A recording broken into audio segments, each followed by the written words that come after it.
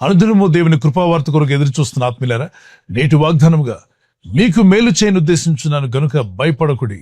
Zechariah 8:15 Zechariah chapter 8 verse 15. I am determined to do good again for you. Do not be afraid.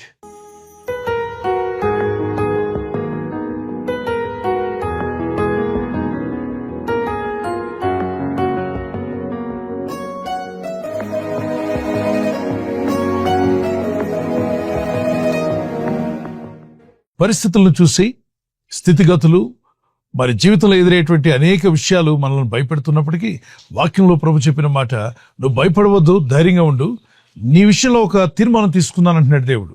ప్రభు మన పట్ల ఏం తీర్మానం తీసుకున్నాడు? నీకు మేలు చేయని ఉద్దేశించున్నాను. ఆ దినాల్లో దేవుని ప్రజలైనటువంటి ఇజ్రాయెల్ విషయంలో దేవుడు చెప్పిన మాట, నేడు అదే దేవుడిని సేవిస్తున్న మనం మీ విషయంలో, మీ కుటుంబ విషయంలో, మీ ఆర్థిక విషయాలలో, మీ ఆత్మీయ జీవితంలో కూడా ఆయన మేలు చేయని ఉద్దేశించున్నాడు కనుక భయపడకండి. ఆయన ఉద్దేశించాడు, నిర్ణయించాడు ఇది జరగాలి అని. ఏమని? మీకు మేలు కలగాలని, మీరు వర్ధిల్లాలని, మీ జీవితంలో మీరు దేవునికి మహిమకరంగా జీవించాలని, ఎదుర్కొంటున్న ఈ పరిస్థితులు మీరు జయించుటకు మీకు శక్తి కలగాలని దేవుడు నిర్ణయించాడు కనుక దాన్ని ఎవరు ఆపలేరు. దైవ నిర్ణయం అనేది చాలా గొప్పది. ఇది దేవుని మూలంగా కలిగినది అంటాం. అవును, దేవుని మూలంగా కలిగిన విషయాలు కానీ, దైవ నిర్ణయం వల్ల జరిగేవి కానీ ఏ శక్తులు ఆపలేరు. దేవుడు మీకు చేయబోతున్న మేలుని ఈ లోకంలో ఎవరు ఆపలేరు. శత్రువులు గాని, మీ మిత్రులు గాని, మీపై అసూయపడేవారు గాని, మీకు విరోధంగా మాట్లాడేవారు గాని ఎవరు కూడా ఆయన స్టార్ట్ చేసిన మేలు ఆపలేరు. ఆయన తీర్మానాన్ని ఎవరు ఆపగలరు చెప్పండి? అందుకే విశ్వాసంతో ప్రార్థించు, నిరీక్షణ కలిగి ఉండు, దేవుని దగ్గర మొరపెట్టు. దేవుని ఎదుట మంచి మనసాక్షి కలిగి జీవిద్దాం, అలాగే మనుషుల ఎదుట కూడా మంచి మనసాక్షి కలిగి జీవిద్దాం. చూడండి, ఈ లోకంలో కొందరు కపట సహోదరులు కపటోపాయాలు పడుతూ ఎదుటి వారికి కీడు కలిగించాలని, దేవుని ప్రజలకు ఇబ్బంది కలిగించాలని, విశ్వసించి ప్రార్థిస్తున్న నీ జీవితానికి నష్టం కలిగించే విధంగా ఎన్నో ఎత్తుగడలు వేస్తూ ఉంటారు. మనందరికీ తెలుసు, పాత నిబంధనలో సౌలు రాజు కనిపిస్తాడు. ఇతడు దేవుడు అభిషేకించినటువంటి దావీదును రాజు కానివ్వకుండా ఆపాలని ఎన్నో ప్రయత్నాలు చేస్తాడు.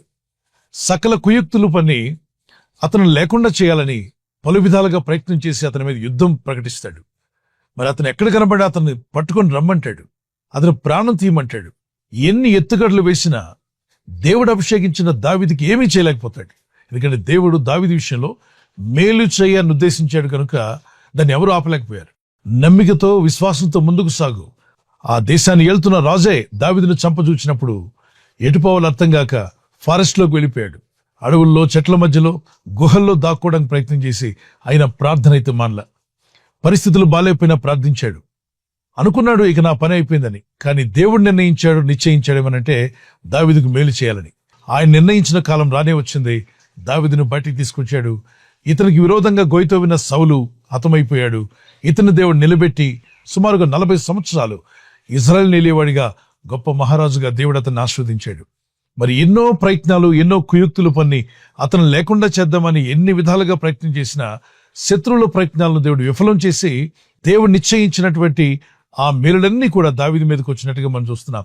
ఈరోజు దేవుని యందు విశ్వాసం ఉంచి ప్రార్థిస్తున్న మీ జీవితాల్లో, ఆయన యందు నమ్మిక ఉంచి ప్రార్థిస్తుండగా మీ కొరకు దేవుడు నిర్ణయించిన మేలులు ఖచ్చితంగా మీరు, మీ కుటుంబస్తులు పొందుకుంటారు. ఒక కీర్తన పాడుకుందాం పిల్లరా.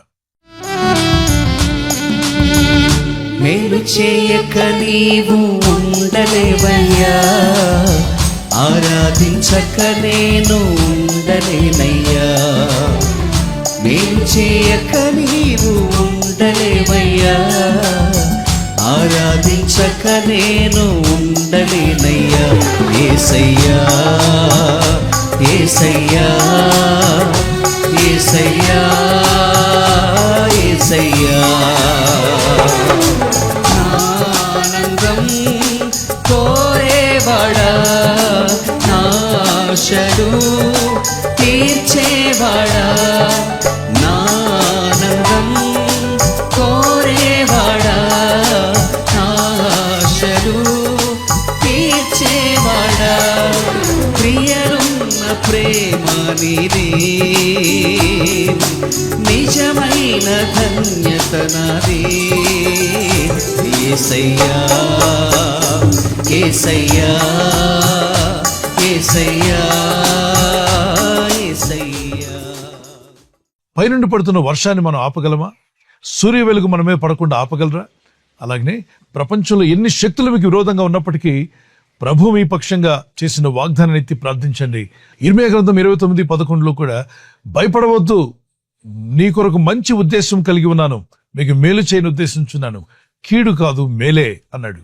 దేవుని కృపలో మీరు వర్ధిల్లి ఆయన మీ కొరకు ఉద్దేశించిన ఆ మేలులు మీ సొంతమై దేవుని చిత్తం నెరవేర్చేవారుగా, దేవునికి బలమైన సాక్షులుగా మీరు ఉండాలని మీ కొరకు చిన్న ప్రార్థన చేస్తాను. కన్ను మూసుకుని ప్రార్థనలు ఏకీవించండి. పరిశుద్ధమైన మా ప్రీతండ్రి, నీ యందు భయభక్తి కలిగి, నీ యందు విశ్వాసం ఉంచి, నీ యందు నిరీక్షణ కలిగిన వారిని బలపరచువాడు నీవే ప్రభు. నీ ఎదుటి యథార్థ హృదయంతోనూ నిర్మలమైన మనస్సాక్షితోనూ యథార్థంగా జీవించే కృప నీ ప్రజలందరికీ దయచేయండి. నిన్ను నమ్మిన వారిని, నీ ఎడల యథార్థ హృదయం గల వారికి ఏ మేలు చేయక మానవని సెలవిచ్చున్నావు. నీ సన్నిధిలో ప్రార్థిస్తున్న మా అందరి జీవితాల్లో మీరు నిర్ణయించిన మేలులు మా ఎద్దుకు వచ్చునుగాక. ఈ రోజు ప్రార్థించి ప్రయత్నించబోతున్న శంకుస్థాపన అయిన, గృహప్రవేశమైన, ఒక బిజినెస్ ప్రారంభిస్తున్నా, ఉద్యోగ ప్రారంభానికి వెళ్తున్నా, ఒక మంచి కార్యక్రమాన్ని ప్రారంభిస్తుండగా, నేను వారి బిడ్డల వివాహం కొరకు ప్రయత్నాలు చేస్తుండగా, వారు చేస్తున్న ప్రయత్నాలు ఫలించలాగున మీ దూతలకు ఆజ్ఞాపించండి. ఎవరైనా హాస్పిటల్లో ఉన్నా, ఐసీయూలో ఉన్నా ప్రభు, ఎవరైతే సీరియస్ కండిషన్ లో ఉండి బాధపడుతున్నారో వారికి యేసు నామములో స్వస్థతను అనుగ్రహించండి. కృంగిపోయిన వారిని లేవనెత్తండి. మీ గాయపడిన హస్తమును చాపి వారికి ఉన్న సకల రోగాల నుండి విడుదల ఇచ్చేయి. వారిని లేపి నడిపించడాన్ని సాక్షులుగా నిలబెట్టుకోండి. ఈ ఉదయకాలం ప్రతి రోగి యేసు నామములో స్వస్థత నొందునుగాక. తండ్రి, ఈ దినం ఎవరైతే ప్రయాణమై వెళ్ళబోతున్నారో, అది రైలు మార్గమైనా, ఆకాశ మార్గమైనా, బస్సుల్లో, వాహనాల్లో ఎక్కడ ప్రయాణం చేస్తున్నా, రోడ్డు మార్గంలో ఏ వాహనంలో వారు ప్రయాణం చేస్తున్నా, నీ ప్రజలకు కాపాడే దూతలను పంపండి. ప్రభు, మీరు అనుగ్రహించే మేలులు పొందేవారుగా, అర్హమైన పాత్రలుగా మా జీవితాలను స్థిరపరచండి, బలపరచండి. ప్రభు, నీ చిత్తంలో మేము కొనసాగులాగున మీ సహాయం మాకు అనుగ్రహించి, ఇదిగో ఈ ప్రజలందరినీ కూడా బలపరచమని, నీ రాకడకు సిద్ధపరచండి. నీ ఉద్దేశంలో మా పట్ల నెరవేర్చి నీ సాక్షులుగా నిలబెట్టుకోమని యేసుక్రీస్తు పరిశుద్ధ నామములో అడుగుచున్నాను నా పరలోకపు తండ్రి. ఆమేన్, ఆమేన్. ఈ వాగ్దానాన్ని మీతోనే ఉంచుకోకుండా లైక్ చేయండి, షేర్ చేయండి. అనేకులు ఈ యొక్క ఛానల్ సబ్స్క్రైబ్ చేసుకోమని తెలియపరచండి. సబ్స్క్రైబ్ చేయని వారు కూడా సబ్స్క్రైబ్ చేయండి. దేవుని దయలో, దేవుని కృపలో మీరు వర్ధిల్లుదురుగాక. ప్రభు కృప మీకు, మీ కుటుంబాలకు తోడే నడిపించునుగాక. ఆమేన్. God bless you.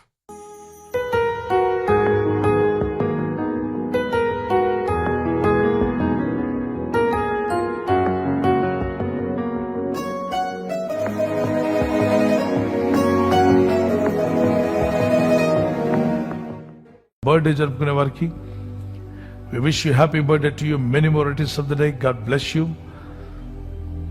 కీర్తన 37:4 యెహోవాను బట్టి సంతోషించుము, ఆయన నీ హృదయ వాంఛలను తీర్చును. దేవుని బట్టి, వాక్యమును బట్టి, ప్రార్థించను బట్టి సంతోషిస్తే దేవుడు మీ వాంఛలు తీరుస్తా అన్నాడు. మీ హృదయంలో ఎన్నో వాంఛలు ఉన్నాయి, అవి తీర్చగల శక్తిమంతుడైన దేవుని బట్టి సంతోషించండి. Delight thyself in the Lord and he will give you the desires of your heart. You have so many desires in your heart. It is possible God can provide all your needs, but at the same time, are you rejoicing in God?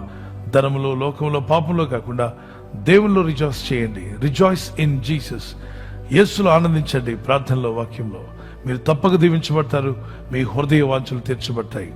Wedding anniversary జరుపుకునే వారికి may the lord bless you with this word. మత్తయి 5:14 ప్రకారంగా మీరు లోకమునకు వెలుగై ఉన్నారు. You are the light of the world. Wife and husband, both of you, క్రీస్తు ప్రభు వారి గుణగణాలు ప్రచురపరచు నిమిత్తం ప్రభు మిమ్మల్ని చీకట్లో నుండి ఆశ్చర్యకరమైన తల్లి వెలుగులోకి మిమ్మల్ని పిలిచిన క్రీస్తు యేసు యొక్క గుణాలను లోకానికి ప్రచురపరిచేవారుగా, ఆదర్శ దంపతులుగా ప్రభు మిమ్మల్ని నిలబెట్టి, ప్రభు అక్కడ ఆలస్యమైతే silver jubilee, golden jubilee, platinum కూడా జరుపుకుని ఆనందించి ప్రభుడు స్తుతించే కృప మీ ఇద్దరికి ప్రభు దయచేయునుగాక. మీ ఇద్దరి మధ్యలో ప్రేమానురాగాలు అధికమవునుగాక. God bless you. God bless your family.